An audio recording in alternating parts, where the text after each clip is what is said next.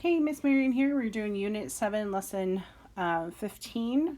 Just go ahead and turn to page 134. We're going to read the I can statement. I can add and subtract numbers given in scientific notation. Give yourself a sentence about it, and then a number. 1, I don't remember. 2, I do remember. 3, I do remember it. And 4, I can teach it to my friend. All right, so let's go ahead and turn to page 113. And it says, mentally decide how many non-zero digits each number will have. So it's kind of like that front number is what it's looking for. So go ahead and pause, answer that question, and then come back to me. All right, so non-zero digits. So if we look at the first one, if we do 3 times 2, 3 times 2 is 6, and then we have 10, 2, and then with all its zeros. So 3 times 2 is 6, that will be one non-zero digit number. The second one, if we do 3 divided by 2, there'll be 2 non-zero digits. So if we do 3 divided by 2, it's 1.5. So there's the 1 and the 5. So that makes it 2. Number 3, if we go ahead and do 3 times 10 to the 9th plus 2 times 10 to the 7th, we're going to have 2. And it's because when we're adding scientific notations together, we have to go ahead and make the exponents the same. So we would have to change this one to be a 9. So it would actually make it 200. So then it would be 203 if you add them together. And then same thing with subtraction. You would have to make this one a 200 to make it pretty much like more zeros kind of thing. And so it will make it so that it's a 3 non-digit number. Okay. So just kind of thinking mentally. If the exponents are not the same when you're adding, subtracting, you do have to change it. All right, let's go ahead and turn to page 113 and 14 starts on page 113. It says, Diego, Kieran, and Claire were wondering if Neptune and Saturn were side by side, would they be wider than Jupiter? And so they tried to add the diameters, 4.7 times 10 to the 4th kilometers, and 1.2 times 10 to the 5th kilometers. Here are the ways that they approached it. Do you agree with them? And then explain your reasoning. So A, Diego says when we add the distances, we get 4.7 times plus 1.2 equals 5.9. The exponent will be 9, so the two planets are 5.9 times 10 to the 9th side by side. Kieran wrote 4.7 times 10 to the 4th as 47,000 and 1.2 times 10 to the 5th as 120,000, and then added them together. And then Claire says, I think you can't add unless they are the same, have the same power of 10. She adds 4.7 times 10 to the 4th and 12 times 10 to the 4th to get 16.7 times 10 to the 4th. So go ahead and go through those. Answer if you agree with them or if you don't agree with them, and give your reasoning. So go ahead and pause, answer that question, and then come back to me.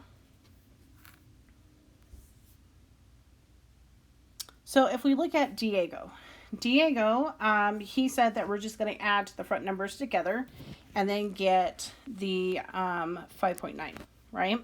And he is actually incorrect. So incorrect.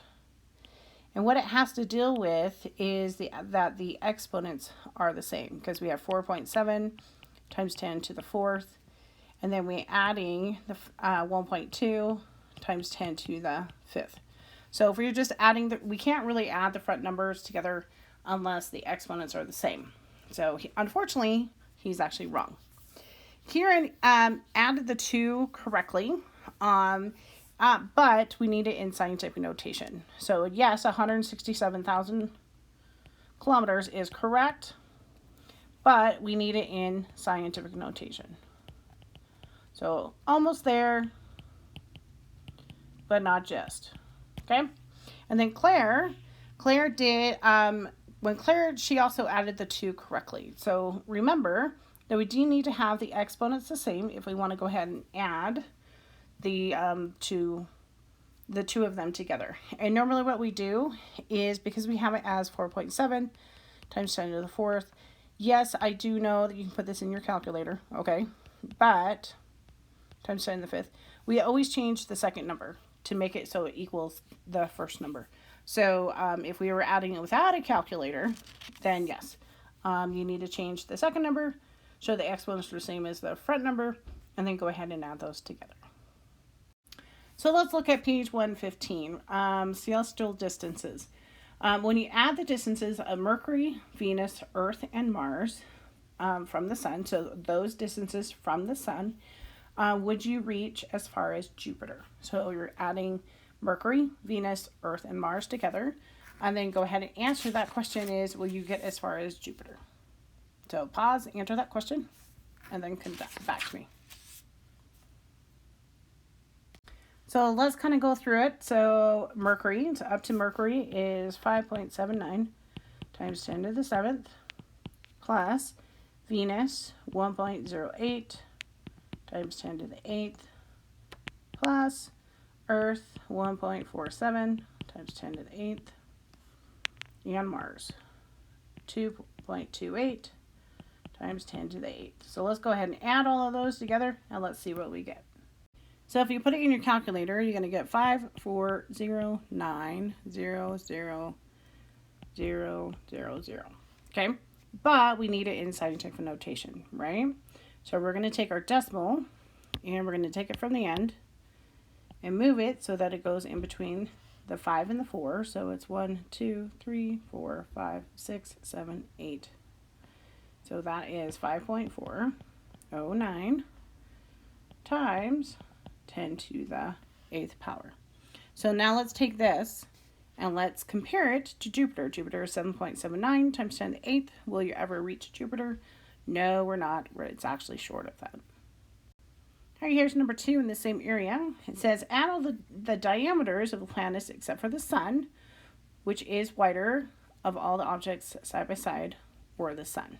Okay, so we're going to add all the diameters together, and then we are going to compare it to the sun's diameter. So go ahead and pause, answer that question, and then come back to me. All right, so we're going to add 4.878 times 10 to the 3rd, plus 1.21 times 10 to the 4th, plus 1.28 times 10 to the 4th, plus 6.785 times 10 to the 3rd, plus 1.428 times 10 to the 5th. So let's go ahead and add all of those together. So when you go ahead and put this in your calculator, make sure that you put parentheses around your numbers like this,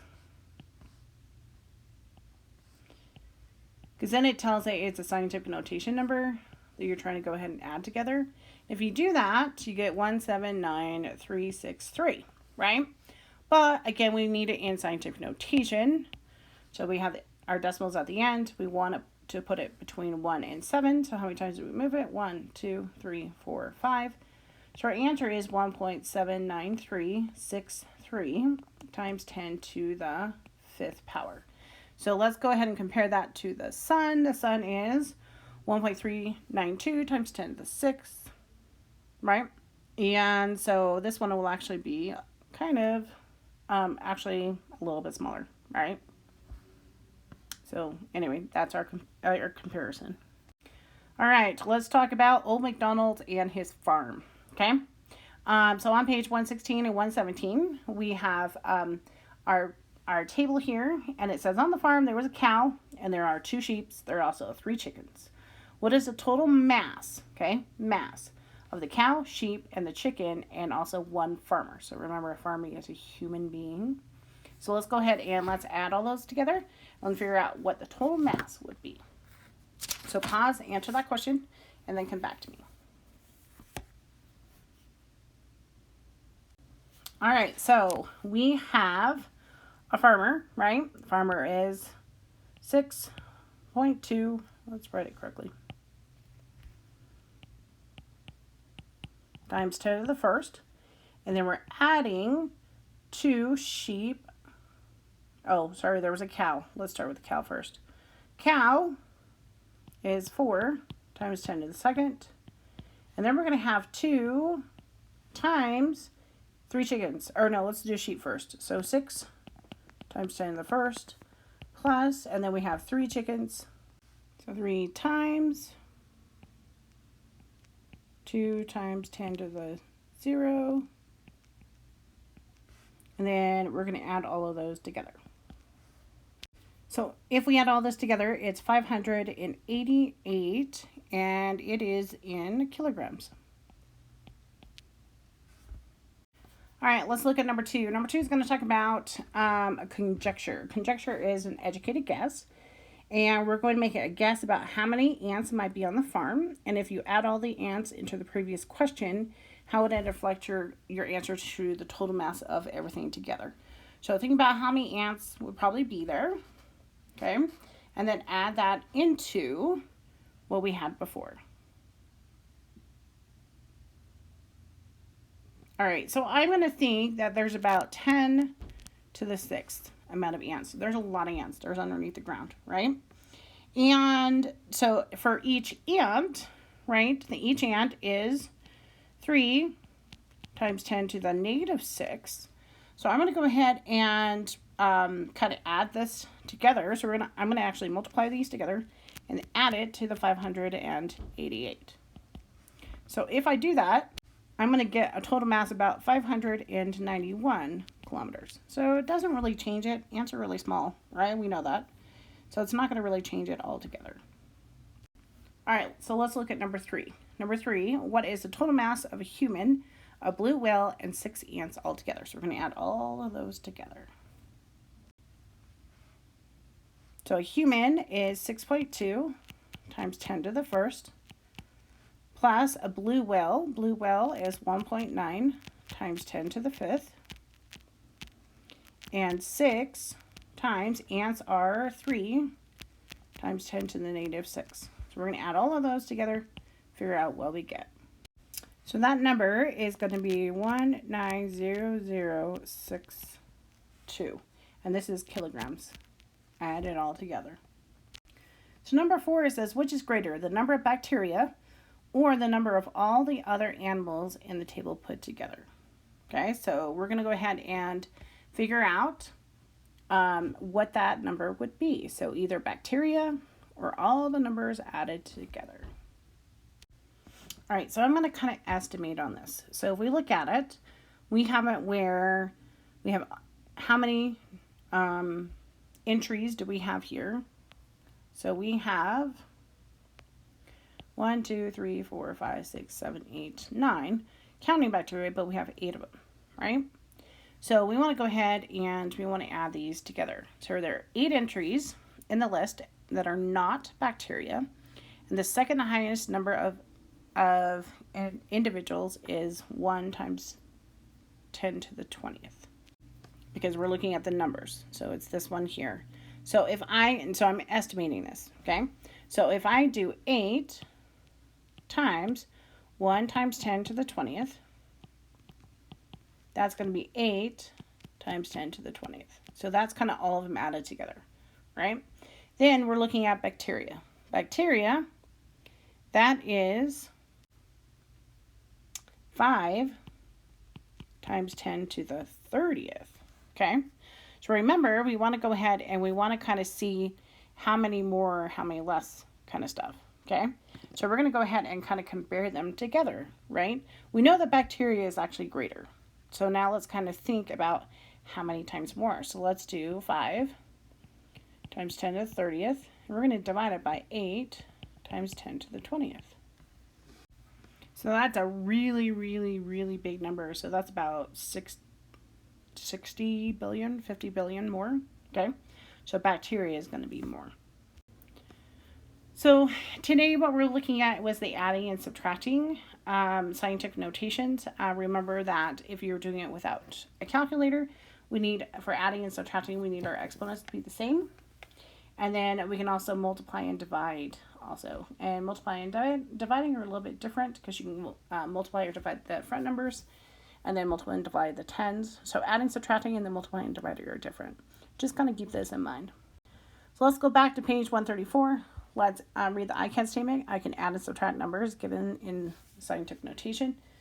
Go ahead and give yourself a number. So 1, I'm still confused. 2, I kind of got it. 3, I did get it. And then 4, I can teach it to my friend. Make sure you do the practice problems for today also. And I hope you have a good day. Thanks. Bye.